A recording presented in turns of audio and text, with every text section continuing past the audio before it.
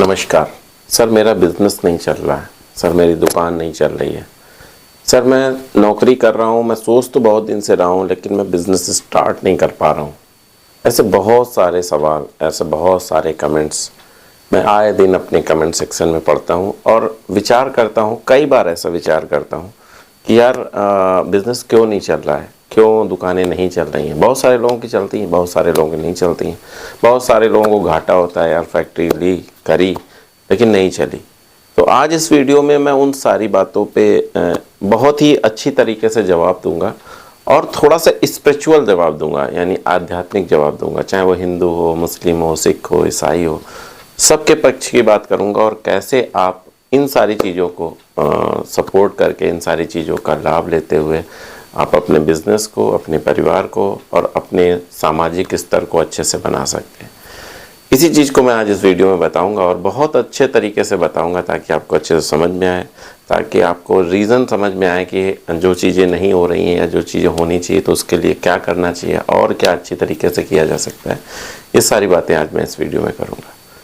तो आपने देखा होगा, पहले कुछ ऐसी बात करते हैं कि आपने देखा होगा, अगर बिजनेस, कंपनी, बड़े बड़े बिजनेसेस अगर पढ़ाई का सब्जेक्ट होते कि यार जो बहुत अच्छा पढ़ेगा वो बहुत अच्छा बिजनेस कर पाएगा, जो बहुत अच्छा पढ़ेगा वो सब कुछ कर पाएगा।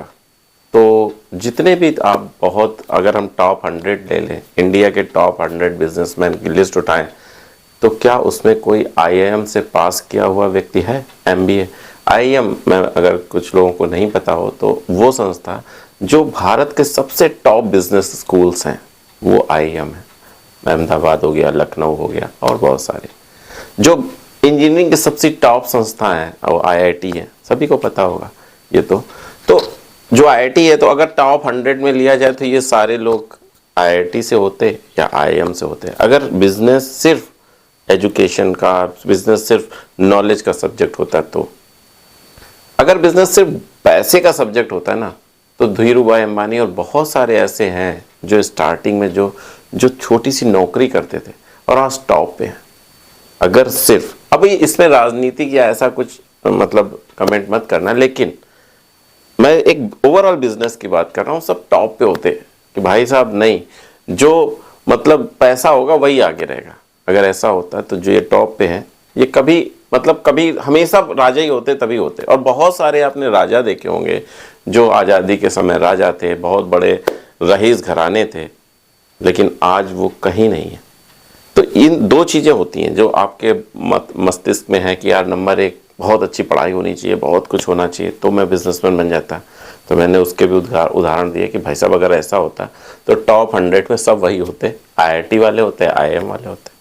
लेकिन अगर ऐसा होता कि नहीं भाई बहुत पैसे वाला ही हो सकता है, तो जो राजघराने चले आ रहे थे वो आज बहुत बड़े बिजनेसमैन होते। ऐसा भी नहीं। तो फिर है क्या, एक्चुअल में क्या है कि हमारा बिजनेस बिजनेस टॉप पे पहुंच जाता है और ये भी 100% नहीं होता।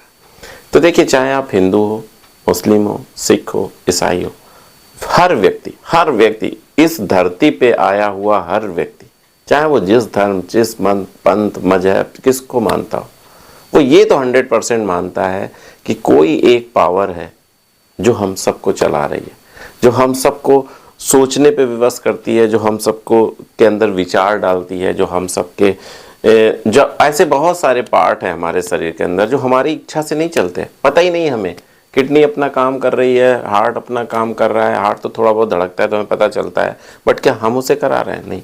सारे जो शरीर के फंक्शंस हैं ना, सब अपने आप चल रहे हैं। प्रोटीन अपने आप बन रहा है, मिनरल्स अपने आप बन रहा है, सब कुछ अपने आप हो रहा है। तो कोई तो है पावर। वो आप किसी भी तरह से किसी भी नाम को ले लो, चाहे आप राम नाम ले लो, अल्लाह ले लो, शंभू ले लो, कृष्ण ले लो, कुछ भी ले लो, बाइबल ले लो, कुरान ले लो, गॉड ले लो, कुछ भी ले लो, नाम उसके कुछ भी हो सकते हैं, लेकिन एक पावर है ना।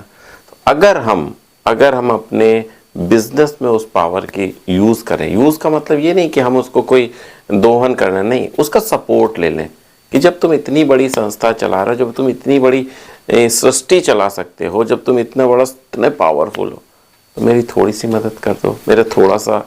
तो अगर हम उसका सपोर्ट ले लें, अगर हम उसके बारे में सोचें, अगर हम उसके बारे में अपनी शॉप को ओपन करने से पहले, अपने व्यवसाय को चलाने से पहले उसके प्रति थोड़ा सा कृतज्ञ हो जाए, किसी भी कुछ भी, जो आप जिस धर्म को मानते हो, मैं कतई ये नहीं कह रहा हूँ कि किसी एक धर्म या जिसको भी मानते हो, अगर उसके प्रति थोड़ा सा आप नम्रता से, थोड़ा सा आप डिवोटी हो जाओ ना, दिन में 4 बार अगर उसका नाम लो, मतलब समझ लो ना, तो दुनिया की हर चीज चलाने वाला आपकी दुकान या आपका बिजनेस नहीं चलाएगा, वो तो बिजनेस को वहां तक पहुंचा देगा जहां तक कभी आपने सोचा भी नहीं होगा।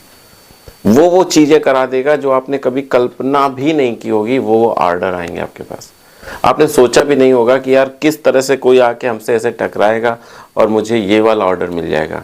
या मैंने दुकान तो चालू की थी किताबों की, और आपकी गिफ्ट शॉप बहुत अच्छी चल रही होगी, कुछ दिन बाद आपको मतलब आप एहसास ही नहीं कर पाओगे कि इतने बड़े मतलब कृपालु दयालु जो भी कह लो है हमारे ईश्वर, हमारा वो गॉड, हमारा वो खुदा, हमारा वो पावर, जो आपको पता ही नहीं लगने देगी कि आप कहाँ से कहाँ पहुँच गए। किसी भी चीज़ की आपने शुरुआत की हो, आप हो सकता है गारमेंट्स की शुरुआत की हो, और धीरे धीरे धीरे धीरे धीरे धीरे आपका जो बिजनेस है ना, वो एकदम अलग रूट पे चला गया और वो बहुत अच्छा चल रहा है। ऐसा भी होता है, ऐसा हुआ है, बहुत सारे लोगों के साथ ऐसा हुआ होगा जो अगर इस वीडियो देख रहे हैं और उनका कुछ बिजनेस अच्छा चल रहा होगा, हो सकता है उन्होंने कुछ और शुरुआत की हो और आज कुछ और है, पता नहीं कहाँ से। मैं अपना बता रहा हूँ, मैं किसी भी तरह से नहीं चाहता था कि मैं यूट्यूब पे हूँ, मुझे पता ही नहीं था एक्चुअल में, यूट्यूब के बारे में भी नहीं पता था कि क्या होता है, कैसे होता है। कोरोना आया, लोगों को देखा तो लगा कि यार मेरे पास एक आइडिया है, चलो बताते हैं।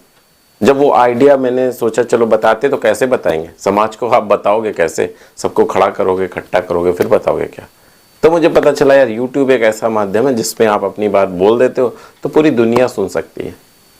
तो मैंने उस पर सर्च किया कि यार कैसे क्या करते हैं, तो थोड़े बहुत चीज़ें जो जनरल चीज़ें होती हैं कि कैसे शूट करेंगे मोबाइल से, फिर कैसे अपलोड करेंगे, ये सारी चीज़ें समझी और डाली, और पता नहीं आज कहाँ से कहाँ हो गया। और ये मेरा कोई उद्देश्य नहीं था, बट आ गया, आप लोगों को समझा रहा हूँ। और पता है ये इसके पीछे भी पता नहीं उसी का तो है कि जो आप सुन रहे हो वही तो करा रहा है। तो एक चीज और, दूसरी चीज एक और आती है कि जब आप किसी शक्ति का साथ लेते हो ना, जब आप किसी ऐसी पावर स्पिरिचुअलिटी के साथ जुड़ते हो ना, तो आपके अंदर एक बहुत अच्छी बात आ जाती है, ईमानदारी। एक बहुत अच्छी बात आ जाती है कि किसी को ना धोखा देना। आपके अगर आपने किसी को धोखा दे भी दिया ना उस समय लालच में आके, तो अंदर आपके वो कचोटता रहेगा कि यार ये बहुत गलत किया, ये बहुत गलत किया, अगली बार से नहीं करूँगा। तो ये जो चीज़ आ जाती है ना, यही बिजनेस की संजीवनी, यही बिजनेस को बहुत ऊंचाइयों पे ले जाती है, यही बिजनेस को पता नहीं कहाँ से कहाँ पहुँचा सकती है।